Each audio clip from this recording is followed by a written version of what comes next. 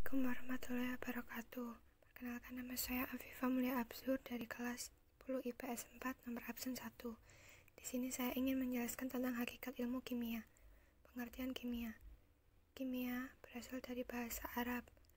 Kimia atau bahasa Yunani adalah ilmu yang mempelajari mengenai komposisi dan struktur dan sifat zat atau materi dari skala atom hingga molekul serta perubahan atau transformasi serta interaksi mereka untuk membentuk materi yang ditemukan sehari-hari. Kimia juga mempelajari pemahaman sifat dan interaksi atom individu dengan tujuan untuk menerapkan pengetahuan tersebut pada tingkat makroskopik. Menurut kimia modern, sifat-sifat fisik materi umumnya ditentukan oleh struktur pada tingkat atom yang pada giliran ditentukan oleh gaya antar atom dan ikatan kimia. 2. Hakikat kimia. Hakikat ilmu kimia adalah bahwa benda itu bisa mengalami perubahan bentuk maupun susunan partikelnya menjadi bentuk yang lain sehingga terjadi deformasi. Perubahan letak susunan ini memengaruhi sifat-sifat yang berbeda dengan wujud yang semula.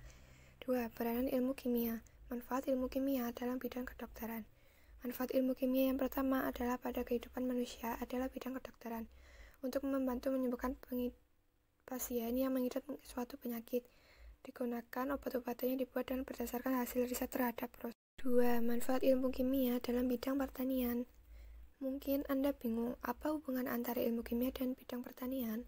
Lalu, apa manfaat ilmu kimia bagi bidang pertanian? Baiklah, bukankah untuk mengembalikan kesuburan tanah perlu dilakukan penambahan pupuk, sedangkan hama dapat diatasi dengan penambahan pestisida. Manfaat dan bahaya penggunaan pupuk dan pestisida harus dipahami sehingga tidak terjadi kesalahan dalam penggunanya. Hal yang harus diingat adalah pupuk dan pestisida adalah produk dari ilmu kimia. Dan manfaat ilmu kimia dalam bidang geologi. Bidang ini berkaitan dengan penelitian batu-batuan mineral dan pertambangan gas dan minyak bumi. Proses penentuan unsur-unsur yang menyusun mineral dan tahap pendahuluan untuk eksplorasi. Menggunakan dasar-dasar ilmu kimia, manfaat ilmu kimia dalam bidang ini untuk membantu memahami serta mengerti temuan para peneliti tentang bebatuan atau benda-benda alam. Manfaat ilmu kimia dalam bidang biologi. Bidang ini khusus mempelajari tentang makhluk hidup, hewan, dan tumbuhan. Proses kimia yang berlangsung dalam makhluk hidup meliputi pencernaan makanan, pernapasan, metabolisme, fermentasi, fotosintesis, dan lain-lain. Yang kelima, manfaat ilmu kimia di bidang hukum. Anda bingung, apa kaitan bidang hukum dengan ilmu kimia? Bidang hukum secara langsung memang tidak ada hubungan dengan ilmu kimia. Namun, manfaat ilmu kimia dalam bidang hukum ini dapat dirasakan ketika diperlakukannya pemeriksaan peralatan bukti kriminalitas atau kriminologi. Bagian tubuh tersangka dapat diperiksa dengan memeriksa struktur DNA-nya. Karena struktur DNA setiap orang berbeda-beda, pemeriksaan ini melibatkan ilmu kimia. 6. Manfaat ilmu kimia dalam bidang mesin.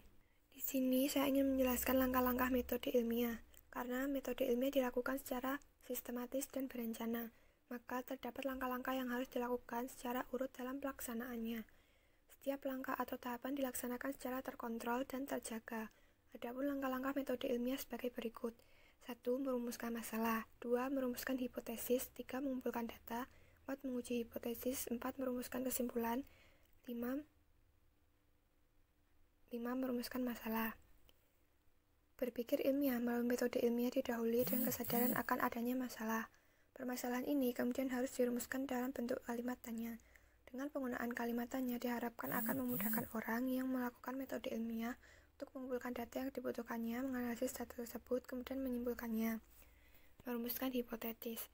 Hipotesis adalah jawaban sementara dari rumusan masalah yang masih memerlukan pembuktian berdasarkan data yang telah dianalisis. Dalam metode ilmiah dan proses berpikir ilmiah, perumusan hipotesis sangat penting. Mengumpulkan data. Pengumpulan data merupakan tahapan yang agak berbeda dari tahapan-tahapan sebelumnya dalam metode ilmiah.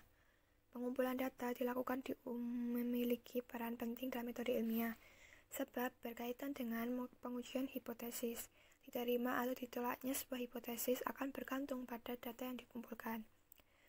Menguji hipotesis. Sudah disebutkan sebelumnya bahwa hipotesis adalah jawaban sementara dari suatu permasalahan yang telah diajukan.